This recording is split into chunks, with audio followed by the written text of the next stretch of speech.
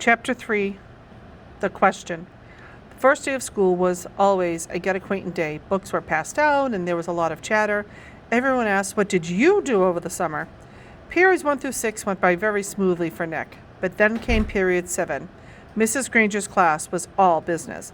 The first thing they did was take a vocabulary test to see how many of the 35 words for the week the kids already knew. Tremble, circular, orchestra, the list went on and on. Nick knew most of them. Then there was a handful about class procedures, and after that there were a review paper about cursive writing, and then there was a sample sheet showing how the heading should look on every assignment. No let up for 37 minutes straight. Nick was an expert at asking for delaying questions, also known as the teacher stopper, the guaranteed time waster. At 3 minutes before the bell, in that split second between the end of tomorrow's class and the announcement of tomorrow's homework, Nick could launch in a question guaranteed to sidetrack the teacher long enough to delay or even wipe out the homework assignment. Timing was important, but asking the right question, that was the hard part. Questions about stuff in the news, questions about the college the teacher went to, questions about the teacher's favorite book or sport or hobby. Nick knew all the tricks, and he had been very successful in the past. Here he was in 5th grade, near the end of his very first language arts class with Mrs. Granger, and Nick could feel a homework assignment coming the way a farmer can feel a rainstorm. Mrs. Granger paused to catch her breath, and Nick's hand shot up. She glanced down at her seating chart and then up at him. Her sharp gray eyes were not even turned up to half power. "Yes, Nicholas?" "Mrs. Granger, you have so many dictionaries in this room, and that huge one especially. Where did all those words come from? Did they just get copied from other dictionaries? It sure is a big book." It was the perfect thought grenade. Kapow! Several kids smiled, and a few peeked at the clock. Nick was famous for this, and the whole class knew what he was doing. Unfortunately, so did Mrs. Granger.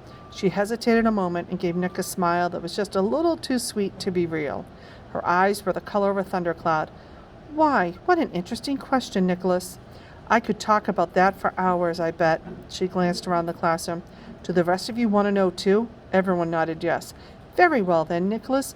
Will you do some research on that subject and give a little oral report to the class? If you find out the answer yourself, it'll mean so much more than if I just told you. Please have your report ready for our next class."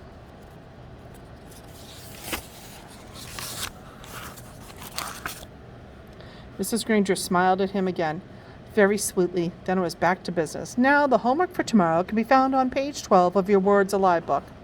Nick barely heard the assignment. His heart was pounding, and he felt small, very small. He could feel the tops of his ears glowing red.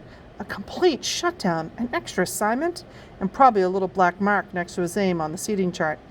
Everything he'd heard about the teacher was true. Don't mess around with the lone Granger. Chapter 4, Word Detective. It was a beautiful September afternoon. Bright sun, cool breeze, blue sky. But not for Nick. Nick had to do a little report for the next day, plus put out all the definitions for 35 words. For Mrs. Granger, this was not the way the school was supposed to work. Not for Nick. There was a rule at Nick's house, homework first, and that meant right after school. Nick heard his older brother James groan and grumble about the rule for years, right up until he graduated from high school 2 years ago. And then James wrote home from college after his first semester and said, "My grades are looking great because when I came here, I already knew how to put things first. That letter was proof Nick's mom and dad had been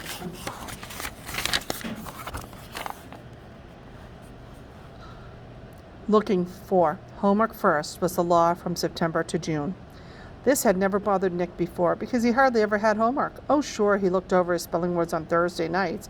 There'd been a few short book reports in 4th grade, but other than that, nothing. Up to now, schoolwork never spilled over into his free time.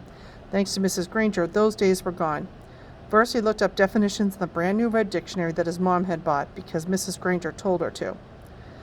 It took almost an hour. He could hear a baseball game in John's yard down the street, yelling and shouting, and every few minutes the sharp crack of a bat connecting with the pitch.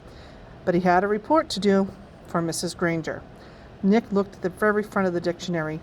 There was an introduction to the book called Words and Their Origins. Perfect, Nick thought. It was just what he needed to do his report. It'd be all over in a few minutes. Nick could already feel the sun and the breeze in his face as he ran outside to play. Homework all done. Then he read the first sentence from their introduction. Without question, this modern American dictionary is one of the most surprisingly complex and profound documents ever to be created, for embodies unparalleled etymological detail, reflecting not only superb lexicographic scholarship, but also the dreams and speech imaginative talents of millions of people over thousands of years. For every person who has ever spoken or written in English has had a hand in its making. What? Nick scratched his head and read it again. And then again, not much better. It was sort of like trying to read the ingredients on a shampoo bottle. He slammed the dictionary shut and walked downstairs. Nick's family did a lot of reading, so bookshelves covered 3 of the 4 walls in the family room. There were 2 sets of encyclopedias. The black set was for grown-ups, and the red set was for kids. Nick pulled out the D volume from the red set and looked up dictionary. There were 3 full pages with headings like early dictionaries, word detectives, and dictionaries today. Not very exciting, but he had to do it, so Nick just plopped down on the couch and read all of it. And he was finished with the kids' book. He opened up the black encyclopedia, read most of what it said about dictionaries, too. He understood only about half of what he read. He leaned back on the couch and covered his eyes with his arm, trying to imagine himself giving a report on all this boring stuff. But because Nick was Nick, he suddenly had an idea, and it brought a grin to his face. Nick decided that giving this report could actually be fun. He could make it into something special. After all, Mrs. Granger had asked for it.